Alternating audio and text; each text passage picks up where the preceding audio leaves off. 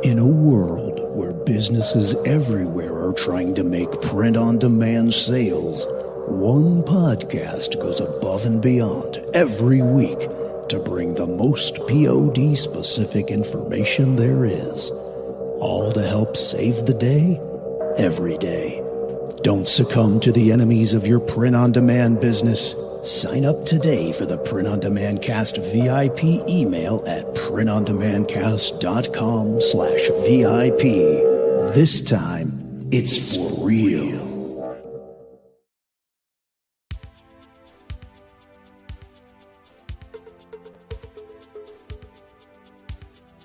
Radical! Welcome to this week's episode of the Print On Demand Cast. Each week, join the gnarly Travis and Josiah as they provide insight into the print-on-demand industry and equip you with the totally tubular tools, advice, and strategies you need to achieve success, and hopefully have a few laughs along the way. Now on to this week's Totally Tubular show. Well, hey, everybody. Welcome to episode 178 of the Print On Demand Cast. My name's Travis. I'm your host today. Today is a little bit different than perhaps what you've seen before. This is actually a Print On Demand Cast Essentials episode. What is Essentials? Well, we're going to get into that. First and foremost, you might notice that I'm solo today. Josiah is not with me, and that's part of what the Essentials episodes are going to be about. And so let's just get into it. Let's just talk about the new format. This isn't a total new format. Josiah will still, be joining me on a lot of shows, but this particular series of episodes will be shorter typically, and there's likely only going to be one host. There may be a time when Josiah is hosting an Essentials episode. For the most part, it'll probably be me, but that's just kind of the way this format is going to work. Eventually, we may make this into a second weekly show along with some other formats that we're kind of talking about and exploring. But that's what this is. So this is the first official episode of the Print On Demand Cast Essentials. However, it was kind of done. We'd been talking about it for a while, but we just couldn't get together, and so it kind of forced the issue on us. So Josiah couldn't basically hang out as long as he needed to for us to record the show. So we just said, let's just go ahead and kickstart this thing. Normally it won't take the place of a normal episode. It would probably be like a bonus episode or an extra episode. All of that to say, glad you're here, and we're glad we're kind of kicking this off. So what are we going to talk about today? Well, again, these are going to be shorter episodes. So I thought it would be really cool to kind of just take another pass at an idea, like a print on demand 101 before you sell anything. And we've talked about this on the past. In fact, on the front page of our website at printondemandcast.com, there's a whole series, there's 1 through 5. And I think I'm going to go through those and just kind of reiterate those, maybe in a shorter format in these essential episodes. And I just think it's important to get that information out, and maybe it doesn't need to be an hour long. So that's kind of what these are, and that's what we're going to be talking about today. However, it would not be the Print On Demand Cast if we did not give you a weekly dad joke. So here we go. Time for the weekly dad joke. All right. So recently my home was actually invaded by mosquitoes. Now you might find that hard to believe because I live in Colorado and it was like -4 degrees the other day. But let's suspend disbelief for the moment for this dad joke. So yes, my home was invaded by mosquitoes and I had no idea what to do. Luckily, I called 911, and I'm really glad I did because they actually sent in, the SWAT team. Hey, sorry for the interruption, but we wanted to let you know that this week's episode is brought to you by Spotify for Podcasters. Really cool app. Josiah and I use it for every single show that we bring to you every week. You can edit podcasts right from your phone or computer, so you can start creating as soon as you log into the platform. You can easily distribute your podcasts to Spotify and everywhere else the podcasts are heard, just like we do every single week.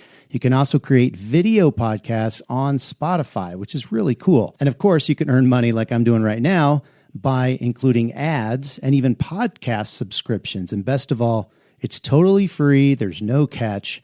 We really love it. We use it every single week. So we encourage you to go download the Spotify for Podcasters app or go to www.spotify.com/podcasters to get started.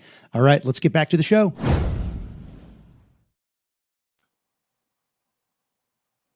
Boom. I didn't have the, I didn't have it up. Yeah, I didn't have the rim shot right there to like play. So sorry. But yeah, share that around your water cooler. Hopefully you enjoyed that. Okay. That's the weekly dad joke. Got all of that out of the way. Let's jump into Print on Demand 101 before you sell anything. So what are we talking about here? Because a lot of you have already started your shops. You're already kind of along that path. However, there are some people that are kind of in that curious category that we talked about in episode 172 when we talked about the print on demand journey. And there's the curious is kind of the I'm dipping my toe in the water, or I haven't even dipped my toe in the water. I'm just curious about this thing. I want to understand it. So this would be, again, also last week we talked about the print on demand success pyramid, and that bottom line right there is called organization. And so a lot of these things are going to kind of fit into that category of organization, but I'm not going to belabor it too much. So let's just jump into it. The first thing that we want to talk about when we talk about before you sell anything, what do you want to do? It's not so much things to do, it's actually things to consider. And so I think one of the most important things that you can do and spend your time on when you're first starting to be curious about print on demand is define or figure out what your why is. And we've talked about this a lot on the podcast. And as a matter of fact, we had a whole episode in episode 53, if you want to go back to that. And we talked about what is your why. And so kind of got this idea from a guy named Simon Sinek, who has an incredible TED Talk on YouTube called What's Your Why? And if you want to, take 20 minutes and go watch that, it'll really, really hammer this point home. But what he said in that TED Talk was that people don't buy what you do, they buy why you do it. And I thought that was so intriguing and incredible. And I have a friend who actually has also been on the podcast. I don't remember specifically what episode he was on. His name's Luke Humbrecht. And he does a thing called Story Brand, which helps people market their brands with stories.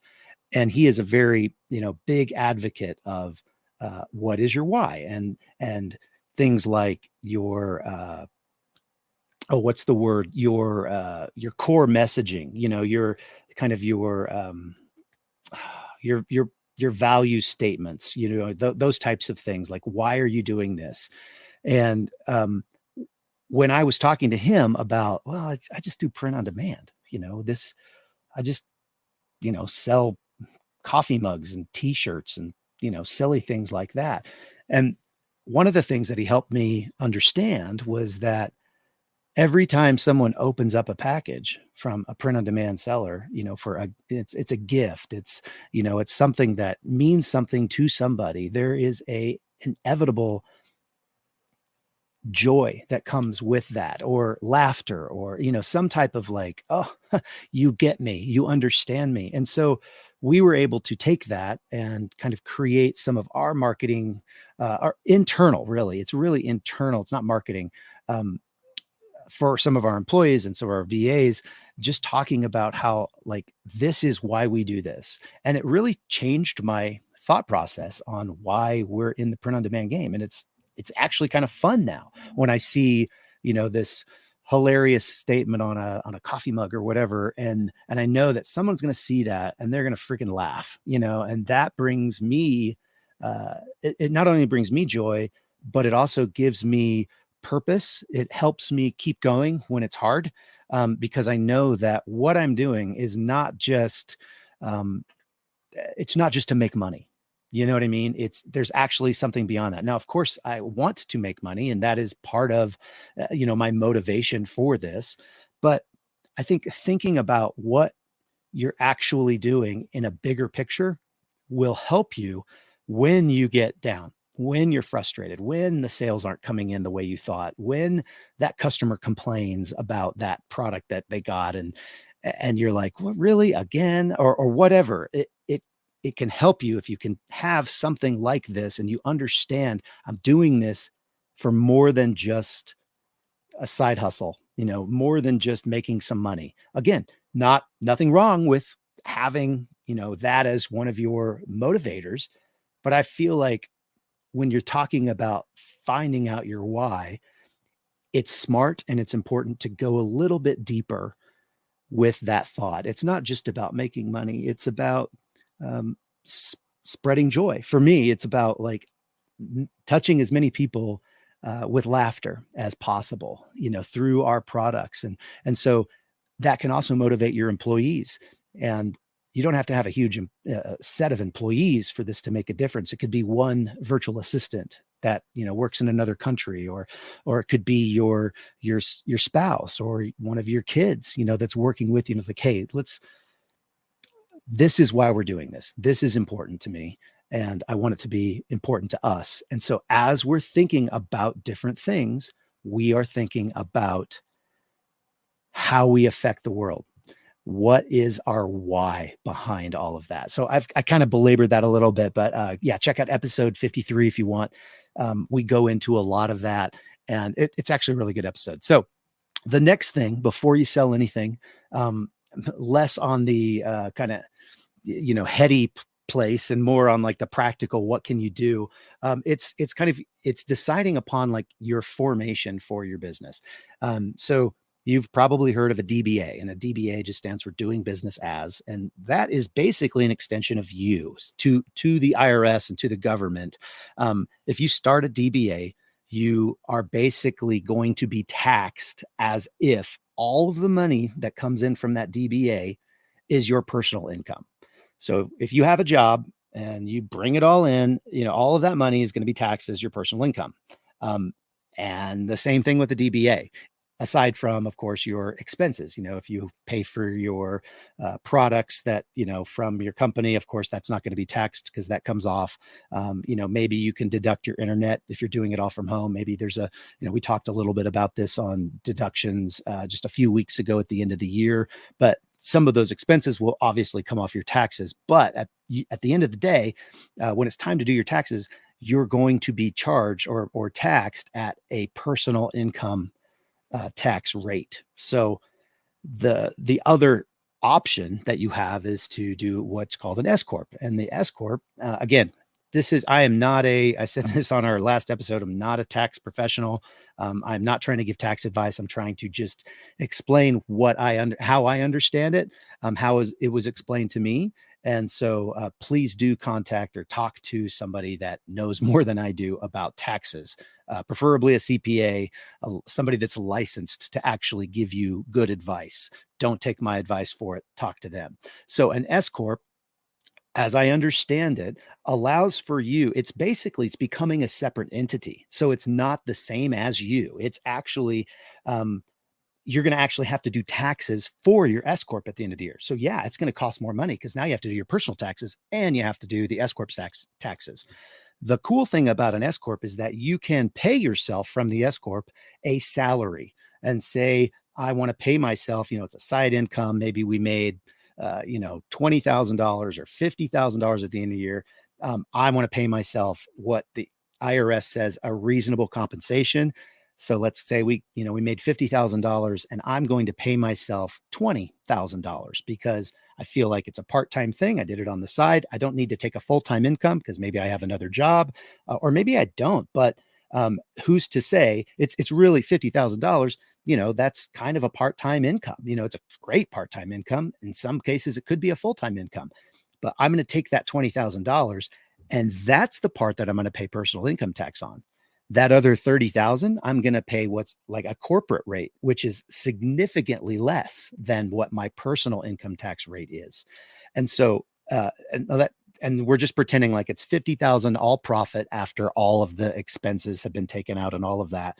And so I'm taking 20% that I'm being taxed with my, 22% tax bracket or 25 or 32 or whatever they are, versus 10 to 12% of the corporate rate. So that's a lot. That's a lot of savings in just taxes. That more than pays for your, having to file an extra tax return for your S-Corp at the end of the year. So those are some ways that you can, you just need to decide that. And it's totally fine if you start as a DBA and then transition to an S-Corp once you're actually starting to make some money.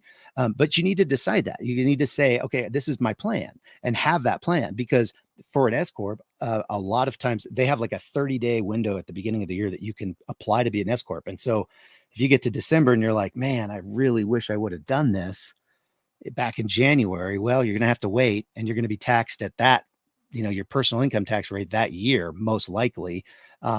And so you just need to have that in the back of your mind. Okay, in January, what am I doing? Now, there are some things that you can do, I believe, to transition to an S-Corp in the middle of the year in certain scenarios. So again, talk to your CPA, but for the most part, you have to do that in January. So consider that as you're moving forward. The next thing that you're going to want to do before you sell anything, in a perfect world, again, if you've done all this, we'll talk about that at the end. If you've already started selling, it's totally fine. But you're going to want to go to the Secretary of State in your state, and you're going to want to basically register as a business, as a trade name. For me in Colorado, I have a trade name, and then I also register, and I get a EIN, which is an employee identification number, which is kind of like a social security number for your business. It's a social security number. It's not really social security, but it's kind of like that. The government sees it that way. And so that's what you're filing taxes on at the end of the year. That's how they kind of track people who are employed by your business and all of that stuff. But what it also does, it also allows you to apply for as your sales tax license, which is the next thing that you need to do. You get a sales tax license, and then you don't have to pay tax when you buy, say you're printing 100 shirts for somebody in your basement, and you can buy them without paying tax, and you can get an account at a Sanmar or an SNS Activewear, which you can't unless you are a business with a sales tax license.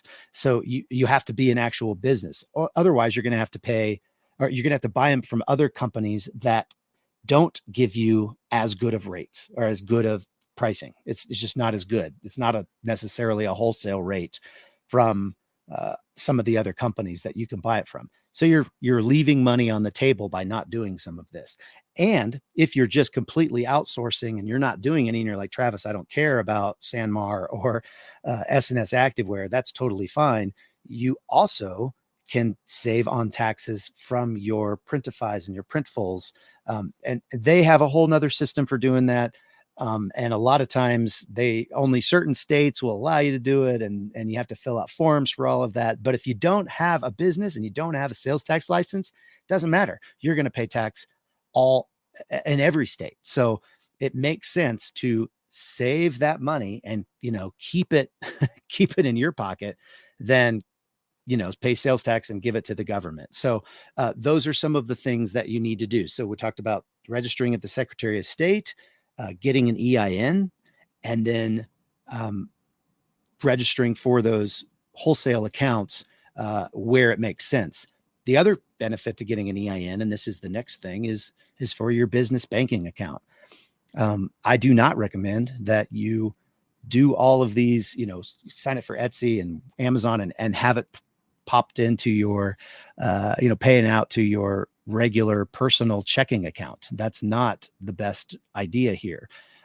First of all, it gets really difficult come tax time if you're trying to figure all this out and trying to say, well, yeah, that was a business expense. And, oh yeah, that was when I took my family out to dinner. And, it just gets very confusing. And the IRS, if they ever did audit you, it would be a real pain in the butt to try to figure out every single expense that's all in there. Instead, have a business banking account. And you know, everything that goes into that account is for business. And so it's very simple. It's very streamlined and it's simple. Everything that you make goes in there, and everything that you have as an expense or pay for comes out of there. And then when you make the transition from, for the transfer for, $1,000 because you made a lot of money and you want to pay yourself, it shows up in both places as a draw. And then you can decide again at the end of the year, if you're an S-Corp, what the business paid you. You could put you on payroll, all of that stuff. Or if you're just a DBA, it doesn't really matter all that much. You can take $1,000 out, but it came from that account and you have proof. And it's very easy if you ever did, God forbid, get audited. And it makes it super easy to then eventually transition to maybe an S-Corp because again, you have your own bank account, own set of books potentially by then. You don't necessarily need to start bookkeeping right away. I would quickly do it once you start making some good sales, but you get the idea. Having that separated is super, super important. It's going to make your life so much better. So those are, some of the things that I think need to happen before you even make a sale. If you're in that curious area and you're dipping your toe and you're trying to see if print on demand is for you, these are some of the things, some of the basic steps that I would recommend you take as you're getting, the other thing that it does for you. I mean, that sounds like a lot of work. And in some ways it is. It's a lot of, kind of details and, getting onto that. Doesn't take a whole lot of time and it's not really difficult. You just got to kind of figure it out. And that seems insurmountable. But once you do that, it's going to motivate you to get out there and make this work. You're putting skin in the game. You're actually creating motivation for yourself because you're working so hard to get these foundations or this bottom of the pyramid, this organizational piece finished so we can start moving on to the next piece. It'll motivate you. So highly recommended. So that being said, if you have already started, you've already connected your personal checking to Etsy. You have, you just started selling. You didn't even set up a DBA. You don't even know what an EIN is. I think it's very smart for you. If this is something that you want to continue to do, you're seeing some success. Maybe it's just a flash in the pan and you're just going to walk away from it. And that's fine. But if it's something that you really want to do, I would go ahead and start doing some of these different steps. I would decide, do I want to be a DBA or an S-Corp, and probably you're going to start out being a DBA, and that's fine. I would go and register with the Secretary of State. I'd get an EIN because you need an EIN to open a business checking account.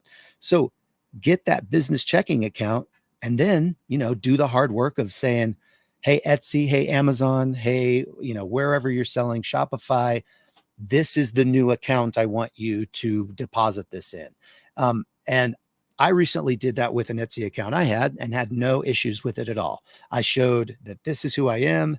I did some verification process and they switched the accounts over, no problem. So I wouldn't worry about it so much, but I think the sooner you can do that, the better. Just rip the Band-Aid off. You'll be glad you did. It's behind you now. You don't have to think about it anymore.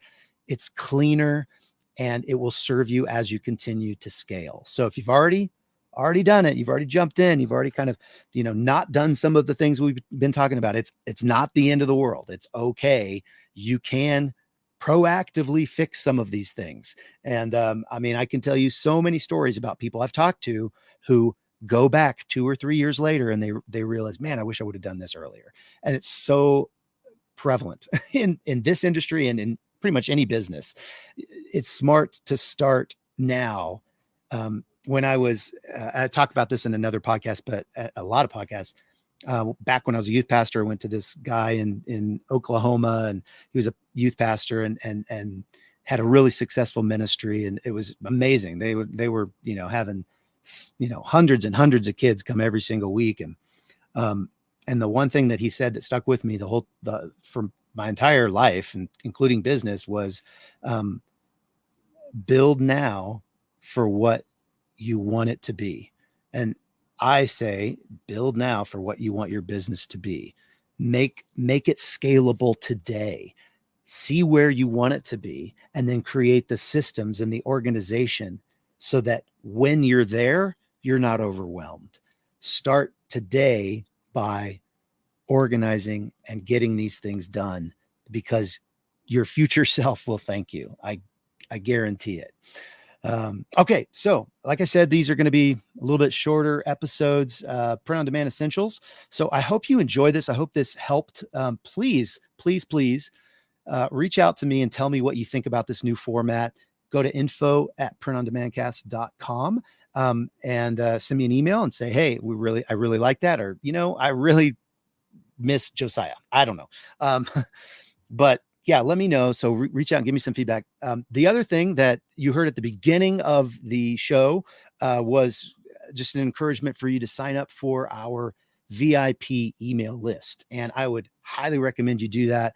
I send out, weekly emails that kind of encapsulate what we talked about and maybe share a little bit of extra things. And then there's a few things that you don't necessarily get in the show that you might get on the email list, including a bonus dad joke. Every single week in the email, I send out a bonus dad joke. And I know that probably is, the whole reason you'll sign up. However, the other reason you want to sign up is to get your hands on the annual design calendar that will help you organize how you want to batch your designs and what you want to be designing for today, so that when that event or that season or that holiday or whatever shows up down the road, you've got products already made for them. So it's just a simple PDF, but I still use it to this day. My virtual assistants all know where it is. They're designing, they're planning our listings by that design calendar. So we give you that in exchange for your email. And then, that's about it. So I think I'm going to log off at 25 minutes. Wow. 26 minutes. This is pretty amazing. I guess it's Josiah's fault that we're so long-winded. I'm just going to go ahead and go with that. Anyway, remember, Pod Pals, you guys are great. Life's too short for a bad design. We'll see you next time right here on the Print on Demand Cast. See ya. Hey, babe. Thanks for listening to this week's episode of the Print on Demand Cast. We hope you enjoyed the Totally Tubular Show. If you've got a question or a suggestion for the show, send Travis and Josiah an email at info@printondemandcast.com. Want to be wicked nice? Take a minute to rate and review the show on iTunes or wherever you get your podcasts. And don't forget to subscribe now so you don't miss next week's episode. See you next time, for sure.